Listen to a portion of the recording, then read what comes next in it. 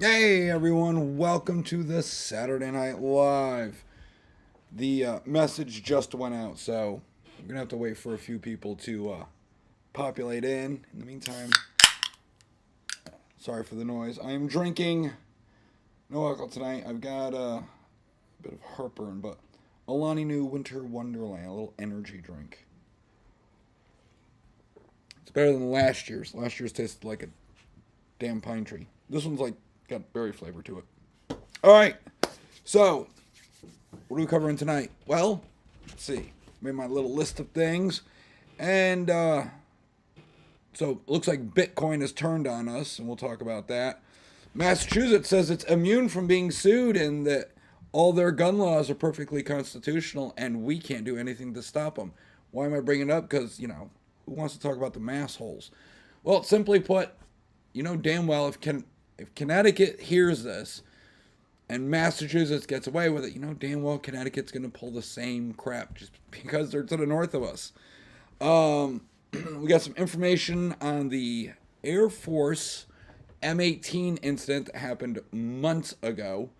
And of course, we will be doing a giveaway for the M61A1 Vulcan Phalanx metal tube. And then we'll get into the chats and all that. So, bear with me. I'm trying to make sure OBS is working properly. All right, let's get into this. So right here is the merch store. Always down in the description below will be a link to the merch store. Nothing has gone in new as of late, so it's the same stuff that you've seen. But I do have a new shirt. I do have to upload it. Let me know if you guys want to see it. It literally just says that I put the tism in patriotism. So, there you go. New design. I just got to upload it. All right. Now, before I click to the next one, apparently, I did a video that was wildly popular. It was dealing with the SNAP benefits and all those idiot TikTokers out there screaming how they're going to go raid your Walmart, your local grocery store, all these different things starting today because the SNAP benefits cut off. And so far I haven't seen much of anything. Pulled up the news. I didn't see anything. I did see articles on different places ramping up security. Meriden was one, and a few other towns here in Connecticut. And, of course, other states where they're ramping up their security and all that. And if you've been to Walmart lately, I don't know if you've noticed, but their theft prevention people have been out and about in force. I noticed a whole bunch of them standing up at the self-checkout area, scrutinizing everybody.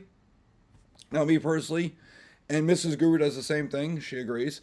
We pay for everything, and as we're walking off, they try to stop our buggy, and they're like, "We want to look at your contents, and we want to see your receipt."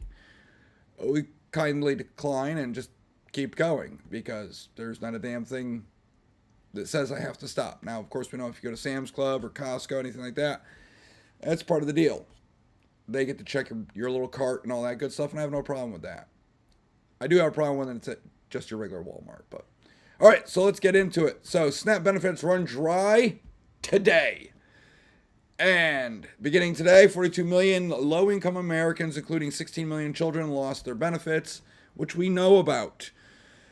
Now, the judges, there's two judges in the United States that have ordered the administration to pay the money for SNAP. And I did find an article that said, hey, we don't know if we legally can do that. So as of today, right now, there is no SNAP funding. I'm not here to discuss SNAP, your views on SNAP or anything like that. I find it quite insane that we've got 42 million people on SNAP EBT. That's insane. Before COVID, it was like 12 million max. Now it's like 42 million. I don't know what happened, what broke. But if you are going to go to the store, ladies and gentlemen, I would suggest you go, keep your head on a swivel, and really pay attention to your surroundings. watch your back. They have talked about that they're going to loot the stores. Now, here in the Northeast, most of the states, you're not allowed to defend property. And honestly, it's none of your damn business, right? I mean, someone's robbing Walmart, that doesn't affect me. I mean, in the long run, yes, it does drive prices up, things like that, but that is not my stuff. Now, my concern was a lot of TikTokers were coming out saying that they're going to snatch purses. Now, ladies, that is your stuff. So, you know, technically you're not supposed to fight back, and I always try and teach that a purse is a sacrificial item. You should be keeping all the important things on you at all times. This way you can pretty much let your purse go. This way you don't get hurt. Unless, of course, they threaten great bodily harm or imminent death upon you, and then you can obviously defend yourself with lethal means. However, in Northeast, mainly, we'll talk about Connecticut, you can always do tit for tat. You can kick, punch, bite, lick, sniff, whatever it is, but when it comes to unleashing some lettucillin on these individuals, you really can't do that. So keep your head on a swivel, be safe out there, and we'll see what happens. As of right now, it doesn't look like anything's going on. In fact, today was kind of an eerie day for me. I had to go teach class this morning, and I leave usually around 7-ish or so. And went and got coffee, jumped on the highway, and it was empty. It was like really dead, like really quiet, really empty, which is weird for a Saturday. All day has seemed a little off. I know little Guru Jr., that's my son, he went to the store earlier, and he said it was dead. So I don't know if people are just staying home because they're worried about the buffoonery around the country, or if it's just me. But I said everything felt off today. Everything seemed a little too quiet. Mrs. Guru agreed. She felt the same way, and so did, I guess we'll call him Guru Jr. I don't know. Maybe it's the calm before the storm. But even when I go to X and I try to bring up different things, I'm not seeing anything. There's just nothing there. Everything seems normal. I don't know. But when I did go to TikTok, bring this up. Let me refresh it. This person said they got food stamps. There is this one. Grab what you can, man. Let's go. They're clearing the shelves. Hurry. That's AI, obviously. AI. See, sometimes it's really hard to tell the damn difference. I did find some videos where people were, grabbing and going. But it wasn't like pandemonium. I don't know. You guys let me know what you're finding out there. Maybe it's just the area I live in. I don't know. There's got to be something out there. Or maybe not. Who knows? Again, like I said in my video, I didn't think anything was going to happen. I think these people are full of hot air. But again, a lot of them were calling for November 3rd, which was Monday, or which will be Monday. So this weekend they're, taking the time off, and then Monday night they're supposed to go do the raids. We'll keep an eye on it. Honestly, I'm really surprised that they just didn't fund it, do a standalone bill or something. I know the Trump administration, the executive branch, told basically the Senate to just nuke the filibuster and push these things through with a general majority of 51. And I guess Republican leadership today came out and said, no, they are not going to do that. They're not going to get rid of the filibuster. So there's that. I don't know. The government's shut down. I really haven't noticed anything. Have you? I don't know. Let me know in the comment section.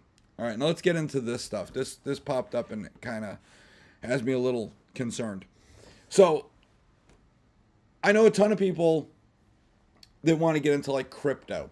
They already have crypto, or they're talking about getting into it because crypto is outside of U.S. currency. And come on, our currency has been devalued and inflation's insane. So people are always looking for somewhere else to stash their money for investments, whether it be Bitcoin, Doge, Ethereum, or whatever other digital currency is out there. Right here, a major digital currency terms of use prohibit firearm and ammunition sales. I've heard it from tons of people like, hey, Bitcoin or whatever it is the bastion of freedom. You can do whatever you want with it. And yes, some of these you are on a blockchain, so all your purchases that you make are basically up for the public to see. But apparently this came out right here.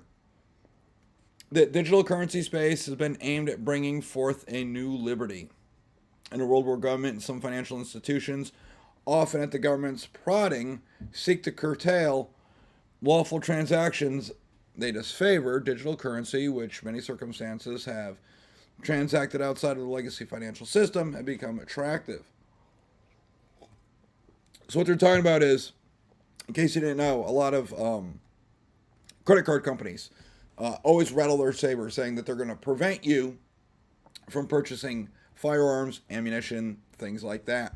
Or they're going to track you. They're going to have a special code that's just for FFLs versus throwing it all under sporting goods where it usually is. That's why freedom-minded folks flock to cryptocurrency like Bitcoin. Bitcoin is a digital portable property. It's got a rights ledger and is independent on government for its existence or acceptance. It is uncensorable, meaning anyone, anywhere can transact with Bitcoin without the approval of a third party. Some call it the equivalent of digital gold. On October 24th, Americans for Tax Reform, the ATR, published a troubling item titled, "You Can't Buy a Gun with Dem Donor Stablecoin." The piece concerned Circle Internet Group's US dollar, or USDC, a digital currency, and it says that using USDC or USDC services for transactions related to the following is prohibited, and Circle reserves the right to monitor and appropriate block, otherwise prevent transactions that relate to weapons of any kind, including but not limited to firearms, ammunition, knives, explosives, or related accessories. So one of these digital currencies now, hey, you can buy whatever you want as long as it's not guns. Other digital currencies are probably going to jump on this. Do I think it's like the end of the world? No, I'm just letting you know that if you're getting into the digital currency trading and all that other good stuff, hoping that you'll be able to make purchases, God forbid your Visa, your MasterCard, American Express, Discover, whatever cards you use, decide they're just going to decline you from purchasing things, and you think, well, I'll just buy some cryptocurrency, invest in that, and then I can use that to purchase whatever I want. Some of these cryptocurrencies out there are not letting you do that. And if you try to purchase it, you're going to get denied. So, it's kind of insane. I mean, this is supposed to be the new frontier where you're able to go and do what you want, when you want, and nobody says boo to you. But even these digital currencies seem to be going down the road of getting woke. So, I don't know. I don't know if you guys are big into digital currency or not. Let me know down in that comment section. I know a few gun owners are big into it.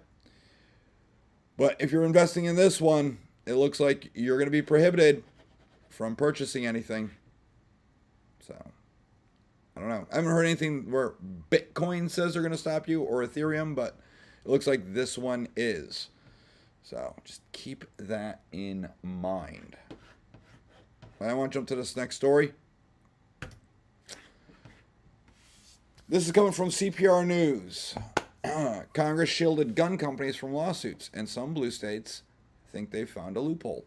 Now, this came about a couple of days ago. Jared from Guns and Gadgets popped up into my YouTube feed, new video. So I was like, okay, I'm going to watch it. And he went on a tirade about Colorado passing a new law, or possibly passing a new law, legislation, where individuals are going to be able to sue manufacturers circumventing PLCA, which is what Congress uses to, not, I wouldn't say shield gun companies, but prevent people from suing gun companies just because they make guns. And he was railing against Colorado and some of these other blue states. And nobody ever mentions our dinky little shithole corner northeastern Connecticut state. I don't know if it's because we're too small or what. But he went on this, how it's all horrible, blah, blah, blah. New York's already had one, and we just passed it. We passed it over the summer, and it's HB 7042, and it went into effect October 1st. So 31 days ago. Let's see what they're talking about. This is from the AP.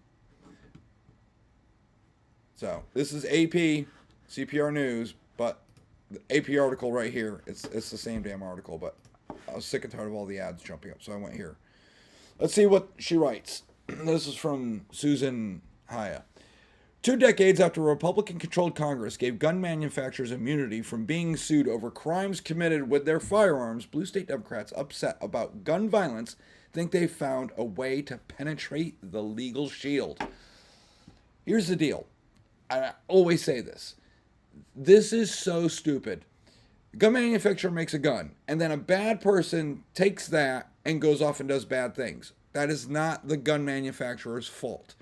Nobody's screaming to sue Stanley if somebody grabs one of the Stanley hammers or Stanley screwdriver, goes off, commits crime by whapping people in the head with a hammer or stabbing people with a screwdriver. Nobody thinks Stanley should be held liable for that. Same with drunk driving. You have a drunk driver leave a bar, gets behind the wheel of his little Toyota piece of shit Corolla, and then plows into a minivan. Nobody says, well, we should sue Toyota because they made the car that allowed the drunk driver to drive. No, everyone says, no, charge the drunk driver and hammer him.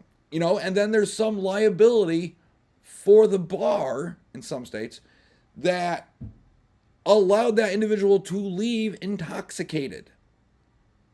Yeah, that's a thing. They willingly, knowingly let that person go off and drive, and they should be held liable. Just like if an FFL were to sell a firearm to a knowingly forbidden person, they should be held liable for that. So if they're going and doing backroom deals, selling guns, which if you're an FFL, you're not doing this. I mean, not unless you're, a piece of trash FFL. Nobody's doing that. I mean, they're held accountable. There is some sort of mechanism to hold these evildoers, these bad people, accountable for the dumb stuff they do. And talking about dumb stuff, I mean, look at Scott Hoffman getting arrested for stealing a shotgun from 2019. Let's continue. Since 2021, 10 states have passed laws that intend to make it easier to sue gun makers and sellers.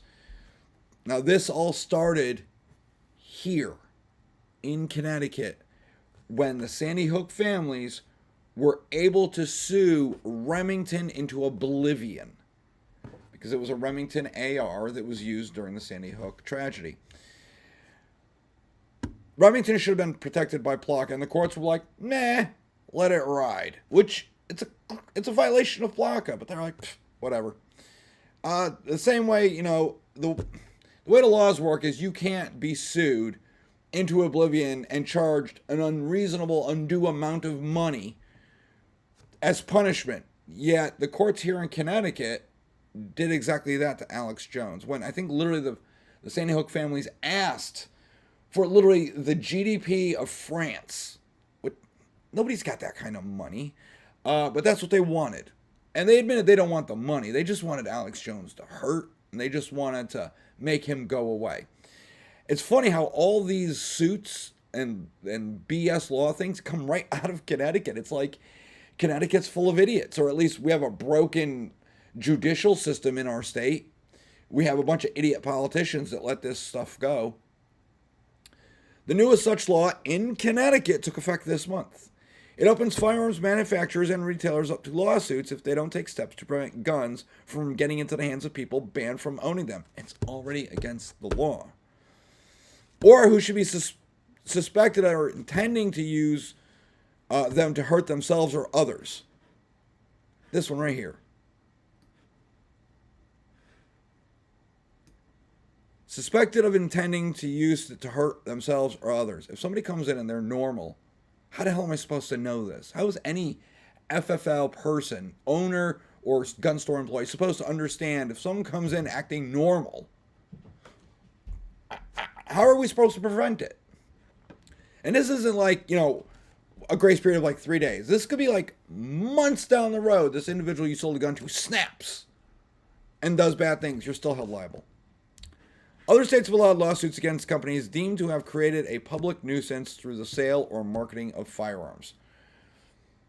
What I really hate is like this whole article talks about how you can't sue you can sue a gun company. SIG's been sued like 30 times over the P320. The negligent discharges, the gun just going off on its own. They've sued the piss out of SIG. And some of them have won. Others have been dismissed. Which we'll get into that. But you can sue a gun company. If they provide you or manufacture a faulty item and you get hurt from that faulty item, yeah, the manufacturer is held liable if you can prove in a court of law that it was their fault. They built a faulty item.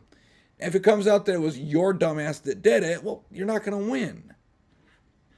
The legislation and a flurry of lawsuits against gun companies that followed has outraged gun rights advocates who accuse the states of trying to skirt the 2005 Protection of Lawful Commerce in Arms Act. That's PLCA, P-L-C-C-A. Or P-L-C-A-A. PLCA. I screwed that one up. That law, which blocked a wave of similar lawsuits 2 decades ago, saw gun companies operating legally cannot be held liable for violent acts committed by people misusing the weapons. Oh, they threw in the W word. They're not supposed to do that. It should have been firearms. Weapons sounds so scary. The NRA really, really hates that word. I use that word a lot. But,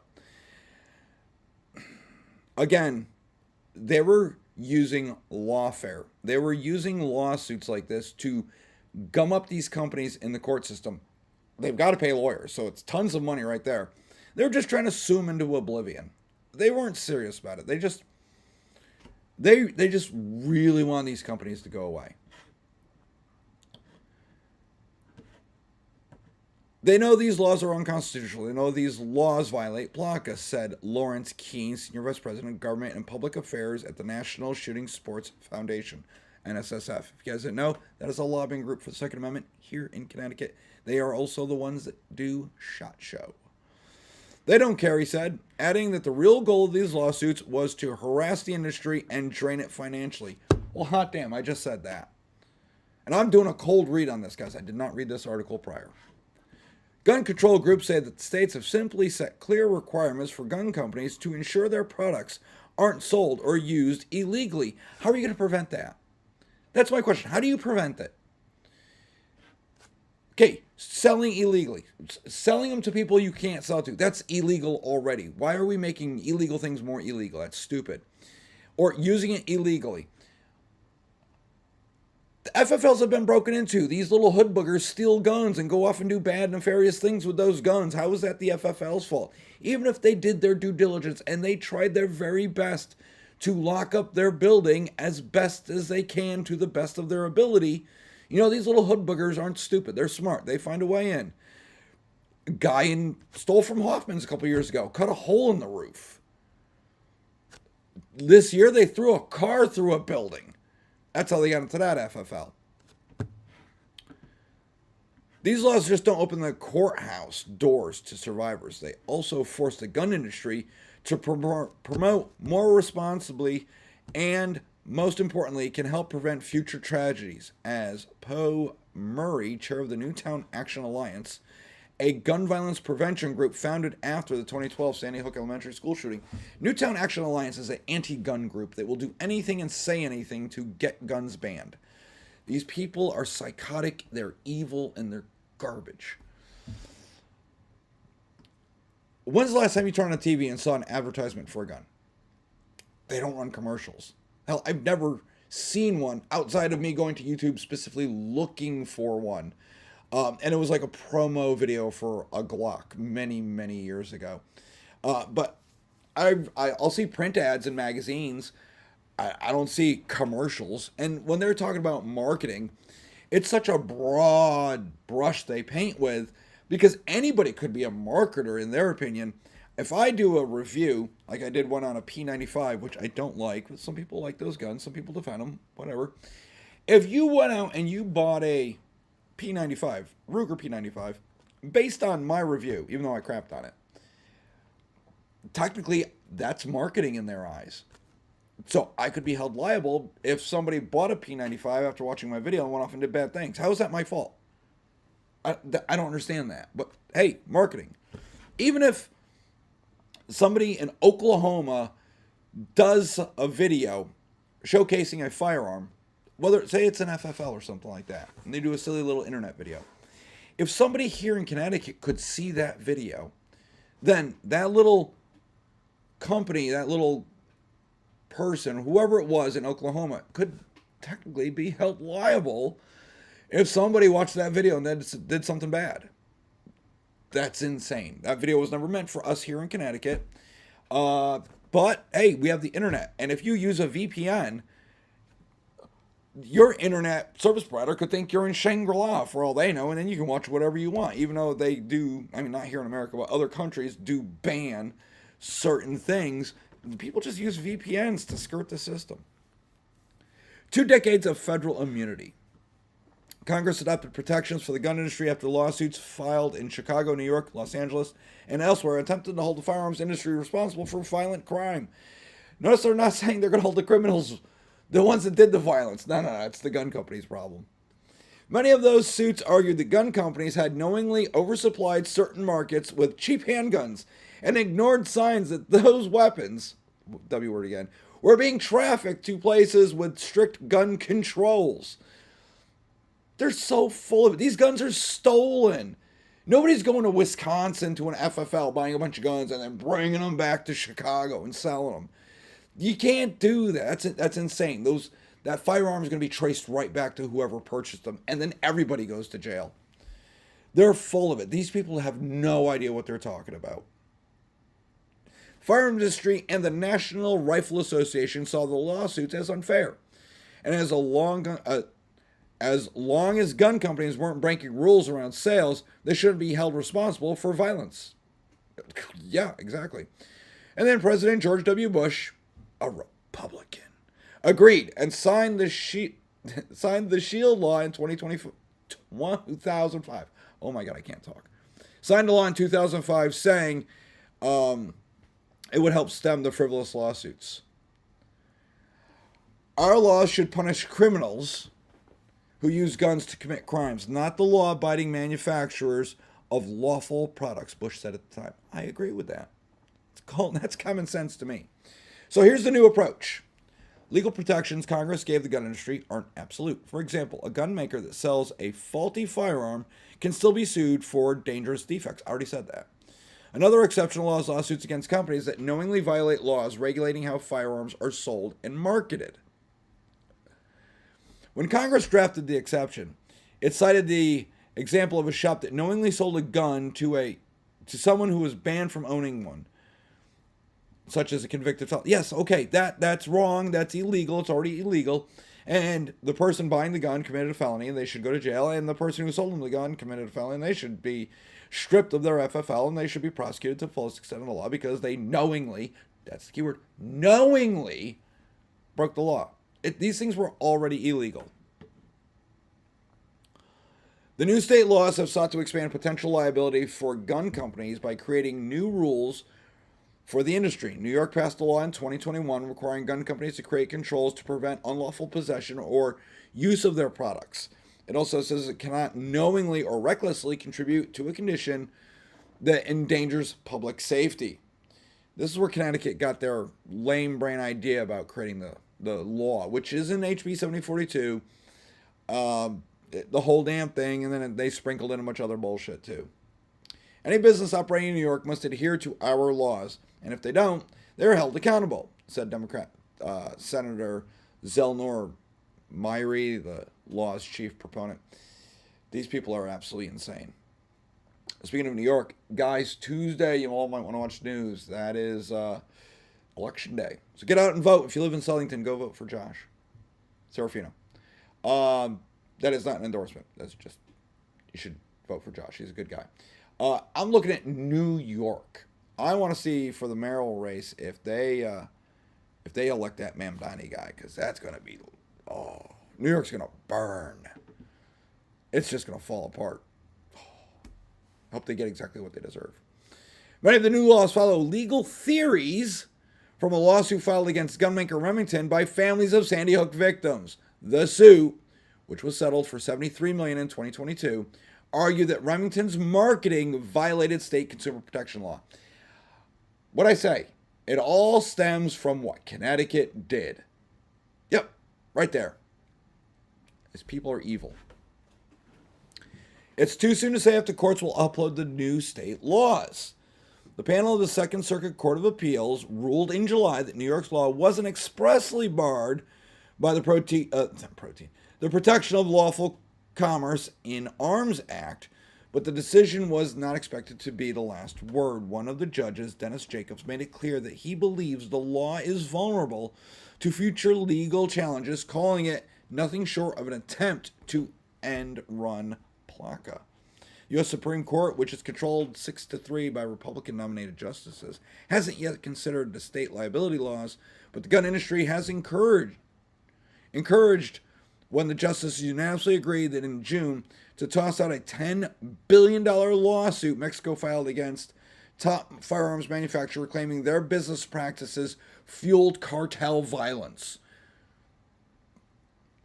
A gun manufacturer in America making guns has nothing to do with the cartel. The cartel is a lack of your leadership in Mexico, your lack of enforcing the laws that exist in Mexico, and letting these cartels run free. Hell, they're running free here in America too. And that's why the administration is currently making a lot of these cartels, terrorist organizations, cracking down and using lethal force to stop them because, well, they need to be stopped. Just like the Venezuelan boats zipping around in the ocean. You keep watching the news and they're getting hit with missiles and stuff. I don't know about you, but I find it oddly satisfying. Justice Kagan, a Democrat nominee, wrote in her opinion how Congress passed PLCA to halt lawsuits similar to the one filed by Mexico. She said Mexico had made no plausible argument and that the companies knowingly helped gun trafficking. You know who helped gun trafficking? Obama. There, I said it. Their ATF under Obama knowingly, willfully trafficked guns south of the border to these cartels under the guise they were going to track them. And I think it was within like 2 days, they lost track of all the guns. We didn't even know this happened until a Border Patrol agent was killed with one of those trafficked guns by a cartel member. Then it all blew up in Eric Holder's face. And what was the ramification? Who was held accountable? Nobody. It's illegal to traffic guns, yet our government does it all the time. The court doubts Congress intended to draft such a copious way out of PLCA and the fact that it did, she writes. So this is just an article. It came out October 29th at 4 a.m. I was still unconscious asleep at that point. But there you go. Because other states are starting to jump on board with this. Notice what they said. Blue states. Blue. Not red states. Blue, the anti-gun states. They're the ones that are passing all these laws. And they're trying to circumvent PLCA. Guys, you need to vote better. I'm not blaming you. I know you guys vote the way you should, but these people, I swear to God. Speaking of all these lawsuits, though, also this week, Massachusetts claims immunity from federal courts in their assault-style firearms case. So there is a lawsuit going on right now dealing with overturning Massachusetts' assault weapons ban and their magazine ban. And this particular pro-gun group with the NRA is helping fund the whole thing. And it is the case of Hanlon v. Campbell.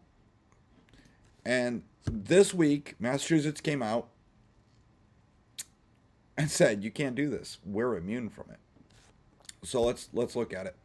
On August 21st, 2025, Gun Owners Action League, Gold, together with NRA, filed a federal court challenge to the Commonwealth's new assault-style firearms law that places heavy penalties on possessing popular semi-automatic firearms in common use. The case, Hanlon v. Campbell, challenges the constitutionality of this law. On October 24th, the Commonwealth issued an initial response to the litigation. They said, first, affirmative defense. The Commonwealth's sovereign immunity and 11th Amendment immunity bars plaintiffs from seeking or obtaining relief against the Commonwealth, and in particular, bar a declaration or enforcement of state law against the defendant officials. So using the 11th Amendment defense is unfortunately a common defense used by states wanting to defy the Constitution. In this case, the Commonwealth is grasping at straws. A 1908 U.S. Supreme Court decision, Ex parte Young, allows individuals to sue the state in federal court to end violations of federal law, and especially when the Constitution is play. And they're playing it. The 11th Amendment, the judicial power of the United States shall not be construed in extent to any suit or law in equity commenced, prosecuted against one of the United States by citizens or another of another state, or by citizens or subjects of any foreign state. Massachusetts literally has come out and said, yeah, you can't sue us. We get to do what we want, and you can do nothing. I'm waiting for the rest of these states. Like, if this stands, and they're like, well, Massachusetts kind of got a point. If this crap stands, you damn well believe Connecticut, New York, Washington, California, they're all going to jump on board with it. As soon as the courts give their ruling and precedent is set, all the blue states that are making all these jacked up laws are just going to be like, yeah, we're immune. You can't sue us. And I've seen an argument where our Bill of Rights, and I see this point of view, the Bill of Rights is not your rights. The Bill of Rights is a limit on the government, what the government, the federal government, can do. It stops Congress, the Senate, and the President from doing things, okay, at a federal level. Technically, it doesn't stop states from doing what they want. The premise being that you live here in, say, Connecticut, and they're like, okay, if you are a permit holder, you can't have these guns, and we're going to charge you excessive fees, and every year you need to pay whatever tax on your firearms. I'm just making up some sort of crazy law. Nobody would stand for that. But the state's like, hey, we can do what we want. Well, you do have the ability to pack up all your stuff and move to a new state.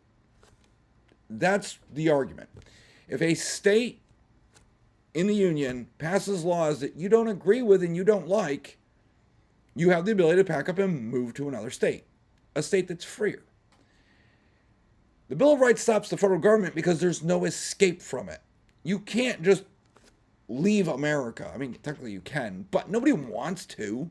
I mean, if you love this country, you're not going to be like, oh, I'm going to Canada because it's better. No, Canada is a shithole too. Nobody wants to go up there. But the Bill of Rights stops the federal government from doing bad things to the American people because there is no escape. Versus the states say they can do bad things to people because we can just move if we want to. This is the gist of the argument. It's like, we're going to pass this law, do what we want, and you can't do anything about it because we're a state and we have immunity in the federal courts from people suing us. So that's that. We'll see how this plays out. That's the whole thing in a nutshell. I don't know if you guys heard about it. But I think it's a silly argument that the state, Massachusetts, is like, we can do whatever we want and you can't do anything about it. That's their defense. So hopefully the courts will smack them hard and knock them down and say, no, you can't do that. So there's that. All right, I'm going to move on to the next one because I really wanted to cover this one. So this just popped up today. It just happened a little bit ago. Well, 10:46 a.m. is when this article was released. However, I didn't see it till I got home. U.S. airman in Wyoming died after alleged shooter pointed a gun at him in a joking manner, officials say. So this is dealing with, and I did a video on it a while back, the M18. If you're not sure what that is, it's right there. I can't touch it on YouTube live because they'll nuke the channel, but it's right here. It's an M18. Well, more aptly, that's an M17, just because the front end is extended on it. The M18 is the compact version, which is the P320 compact, which is the civilian version. But it's right there, guys. You can see it. Now, we all know the tragedy. This is the one where the airman went into the bathroom and his M18 just went off and he got hit in the chest and he died. And the Air Force promptly pulled the M18 from service. Everybody was carrying rifles, or they went back to the M92 or M9, the Beretta basically, or they just weren't carrying handguns. They did the investigation, and then quietly they just started using the M18 again. They're just like, everything's fine, the gun's good, whatever. They were going off the premise of, it's a P320 basically, made by SIG, and the gun just went off on its own.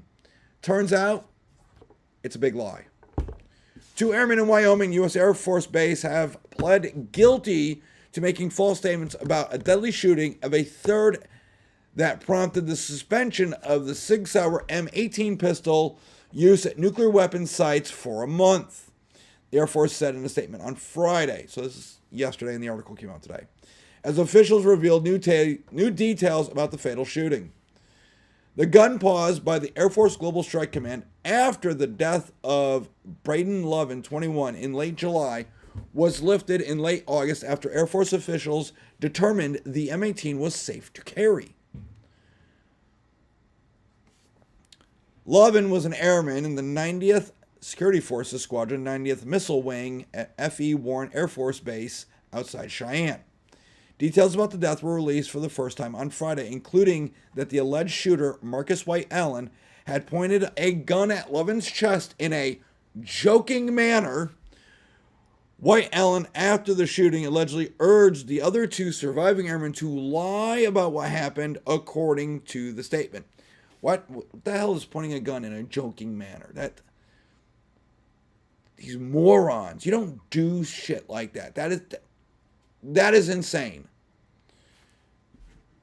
White Allen, who was arrested on suspicion of involuntary manslaughter and making a false statement, was found dead on base on the morning of October 8th. Air Force officials have not disclosed details surrounding White Allen's death, saying that it was still under investigation. White Allen served as a Security Forces member assigned to the squadron. CBS affiliate KGWN-TV reports. They're not saying anything. He probably unsubscribed. He did a little sewer slide. Not saying that's what it is. I don't know. The Air Force isn't saying anything, but with everything coming to light, I would not be surprised. Larimer County Coroner Rebecca Reed did not return phone message seeking information about White Allen's death. A person who answered the coroner's office phone Friday said Reed had no comment. Airman Sarbjot Badisha and Matthew Rodriguez each pled guilty this week to making false official statements related to Lovin's death July 20th, according to the Air Force statement. Badisha was sentenced to 30 days in confinement and forfeiture of $1,545, while Rodriguez was sentenced to 10 days in confinement, 15 days restriction to the base, and forfeiture of $500. Both also received administrative demotions.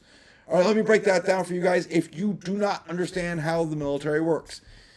This is outside your laws as a civilian. Under the military, we have a thing called the UCMJ. This is Uniform Code of Military Justice. It is a second set of laws we are governed by that we must follow.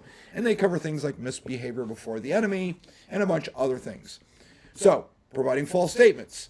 That's why they're getting 30 days of confinement, forfeiture of pay, Same with the other guy. He got 10 days of confinement, 15 days of restriction to the base, which means he can't leave. And he forfeited some money because the military always hits you, where it really hurts your wallet. Some of the most common things that I saw when I was active duty in the Navy were things like 45-45, so 45 days of restriction, 45 days of extra duty, that's where you're working longer shifts, forfeiture of half your pay for like 6 months. That hurts a lot, just so you know, especially if you have a family. And they have other things, like they could put you in the brig. In case you guys didn't know, the Navy is the only branch, and I think it's the only people that do it in America, where you still go on bread and water on confinement.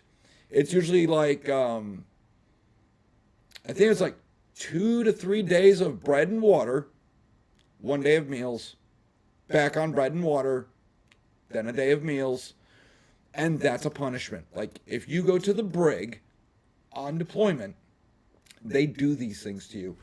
I know in one of my deployments, this is going back 20 some odd years ago. We left, and individual got in trouble first month on our deployment. And he was given the 45-45, all that good stuff. But they were deferred. His 45 days of confinement didn't start till the day we came home. He was restricted. He could not leave the base for any reason. He couldn't go on liberty, couldn't do anything the entire deployment. And it was a long deployment. And then when we get home and we're all going home to see our families, this F-tard got to stay for another 45 days in confinement. That's brutal. That's brutal. That was a punishment. All right, let me keep going with this article. White Allen allegedly told Badisha, here's the story. Tell them I slammed my duty belt into the desk and it went off. White Allen allegedly told Rodriguez to tell emergency responders that White Allen's holster went off, according to the statement. The holster is kind of like this right here. It's a Safariland holster is what they use. I don't know if you guys can see it. I will bring it up. It's right here. A holster very similar to that. If you guys haven't seen the video yet dealing with this gun belt, you should go watch it after the live. It's really good. It's a full unboxing of the core gunfighter starter kit. If you buy anything from coreessentials.com, use promo code GURU10 to get 10% off. Neither airman initially reported the information, leading investigators to believe that, at first, White Allen's M18 accidentally discharged, according to the statement. It's believable since it's a P320 and they tend to go off on their own, supposedly. Other U.S. service branches discontinued use of the M18 while Global Strike Command suspended its use. Other U.S. service branches continued to use the M18 while Global Strike Command suspended its use. The suspension occurred while lawsuits against 6 Hour allege the P320 pistol can go off without the trigger being pulled. The New Hampshire-based gunmaker denies these claims, saying that the pistol is safe and the problem is user error, and it has prevailed in some cases. That was what we were talking about earlier, where SIG's been sued. They've won some, they've lost some. Second deadly incident involving an airman in Wyoming base unfolded just weeks after Levin's death in August. Air Force Base Airman First Class Jaden Orr allegedly booped a man in the Cheyenne apartment, according to police and sheriff officials. Orr, 20, and several friends had been drinking at the apartment for most of the night when Orr and 2 others went into another room when Orr began handling an AK-47 rifle, according to the Cheyenne Police Department. While manipulating a firearm, Orr charged it and fired it through the wall into the living room, striking the victim in a torso, according to police. Police officers said they arrived several outside trying to help the 23-year-old man, who ended up passing away at the scene. I don't know what any of this has to do with the M18, but it's part of the article. That right there is a tragedy, and that is why when we ingest libations and alcoholic substances, we don't handle our firearms. God, some of these people are just stupid. And it just goes to show you walls don't stop projectiles. The projectile is going to go through any wall. That's why during classes when I ask people, hey, what's the safe direction? They're like, your wall. No, it's not. The bullet just ripped right through it. But I digress. So that's the update with the M18. It's not the M18's fault, guys. According to the Air Force, it's this other dude's fault, who then unsubscribed to life. So there you go. That's coming from CBS News. So if you're out there and you own yourself a P320 M18 M17, well, it's just been proven that this one was not SIG's fault. I'm not saying that there's nothing wrong with the gun. I'm not saying there was anything wrong with the gun. I'm just saying, in this particular case, it had nothing to do with SIG. They lied. In fact, a lot of those cases where SIG won and the defendants lost, it's because they lied. Oh, real quick, before I forget, Norwalk, Connecticut, they had their gun buyback. Gun buyback today across the state. This is the only one I could find, and I wanted to show you guys some of the guns they brought in. It was so successful. Look at these hunk of junk. Look at that. Look at all that rust right there. Look at all of it. Oh, crap. Look at that. Oh my God, that is atrocious. I guarantee you these were just laying in somebody's safe or something all the way in the back, and they're just garbage. They all had to be operable. That being said, these are junk. But they're very happy. It looks like they bought back, or I shouldn't say they bought back. They bought 1, 2, 3, 4, 5, 6, 7, over here, maybe 8. And they're handing out those gift cards. Handing out gift cards. Again, if you're trading your gun for some BS gift cards, that was also a free safe giveaway for gun owners. But come on. This is all junk. Nobody's out there giving away their others, their ARs or anything like that. This is just, look at those guns. Look at these smug faces. Like, we took these off the street. These are unwanted guns. I'm sure if they took them to a gun store, to an FFL, they could have consigned them for a decent price. And somebody would have bought them. Somebody would have loved them and fixed them up. But nope. Nope. These idiots got rid of theirs. And it's really nothing like to write home about. All of it looked like absolute crap. So I'm not overly worried about it. But I do want to get, because it's almost 8 o'clock, which means I'll be getting off here. I want to get to your chats real quick. See if anybody got anything good in. Doesn't look like there's much there. Let's see. Viking Queen says good evening. Good evening, Viking Queen. And I think we're going to have to do the drawing. So I'm going to get Mrs. Guru to come down here. I'm going to text her right now. And she's going to come down and hand me the phone that has everybody's name in the wheel. And the criteria we used were engagements. So a lot of people are in there. All right. If you engage with the channel, you're in the drawing. All right. And I hope to God you're local. Well, I'm waiting on her. Let me continue. AY says, good evening. Unconstitutional state. Oi. You're going to have to mute that, Suze. You got to mute that. Yeah, I'm getting feedback. There we go. Vinny Hines really enjoyed class today. Vinny, I'm glad you enjoyed class today. I enjoyed class today. I was worried in the beginning. You guys were very quiet. And I was like, oh, this is not going to be good. But you guys got some caffeine in you. And by the end of the day, you were awesome. You're doing great. And Mrs. Guru just literally stole my Yuletide drink.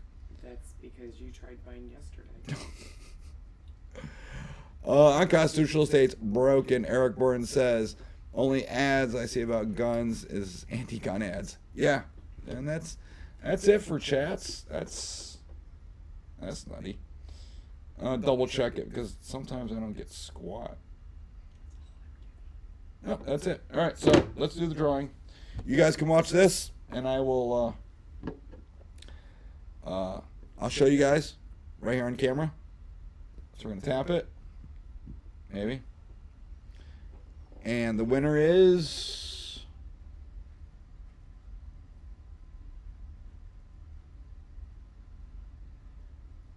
BPC23. I don't know who you are. I'll have to go through YouTube looking for that. We need to do a time limit, though, because I don't want to hold on to this thing forever. So, you guys let me know in the chat what you think is a good time. A week, maybe? I don't know. Mrs. Guru, what do you think? 1 week? Yeah. She says 1 week, guys. I need to be able to deliver this. There is no way I am sending this in the mail. That is not going to happen. It's way too heavy. So, let me see the winner. So, BPC23. I'm going to screenshot that. You're the winner. I hope to God you're local. We'll meet up, and I'll give you the metal tube. If I don't hear from them, then we'll rerun it. Don't get rid of the wheel. Just keep the wheel there, and then we'll add people that engage. That's how you win, guys. Engagement. It's the only way I can really track it. People subscribe all the time and then don't watch anymore, which is fine, but engagement means you're there, you're watching, all that good stuff. And we'll use that as the criteria to plug you in. At least I know you're there, you're alive, you're not a bot. Because bots are a problem on this platform, so. You have anything to add, Mrs. Guru? No. Eric Borden says, give 1 week. Yeah, see, that's fair. 1 week. 1 week, guys. If I don't hear from them, and I will try and track them down. If I don't hear from them, we will rerun the wheel, and we will add in people that engage over the next week. So, I think that's only fair. Do you think that's fair? Yes. Mrs. Guru says that's fair. So, it is going on 8 o'clock. You guys are done watching me. You have better things to do. Go watch a movie. Go hang out with your family. Go do whatever it is you do on a Saturday night.